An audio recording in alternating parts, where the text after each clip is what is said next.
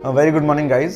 आज सुबह मैं न्यूज़पेपर पढ़ रहा था द इंडियन एक्सप्रेस, जिसके अंदर दो आर्टिकल्स आते हैं and that both articles are clearing myself कि ये गवर्नमेंट फॉर द पीपल काम नहीं कर रही, बियॉन्ड द पीपल काम कर रही है। I prove that. ये दो आर्टिकल्स हैं जहां पर एक women and the daughter critical after suicide beyond over the sir in Bengal.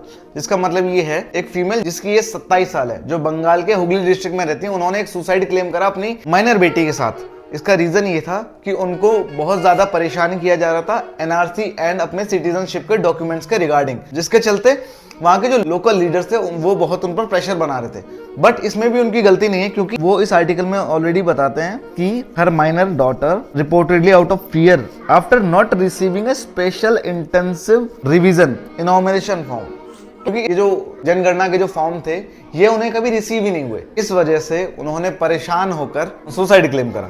दोनों ने, जो फिलहाल बच गए हैं एंड एसएसकेएम हॉस्पिटल के अंदर फिलहाल एडमिट है। And on the second note, और इसी न्यूज़पेपर के दूसरे पेज पर एक और बहुत बड़ा आर्टिकल है जो मैं आपको दिखाने जा रहा हूँ। Just look at the guys, Indian express vera article, जहां पर देश की 3 बड़ी पॉलिटिकल पार्टीज के बीच में डिबेट चल रही है। कांट क्वेश्चन माय देशभक्ति from not singing Vande Mataram, ये समाजवादी पार्टी के एक एमपी ने कहा है। मतलब समाजवादी पार्टी के एमपी ये क्लेम कर रहे हैं कि मेरी देशभक्ति वंदे मातरम को गाने से या ना गाने से प्रूव नहीं होती। इट्स ओके, ये सबका राइट है। बट वहीं पर टीएमसी और बीजेपी के बीच में एक अलग ही लड़ाई चल रही है। मैं आपको दिखाता हूँ इसी पेज के साथ में। TMC and BJP new war, Vande Mataram and Janagana Mana, who is the best, और कौन सा इसमें से नेशनल एंथम होना चाहिए।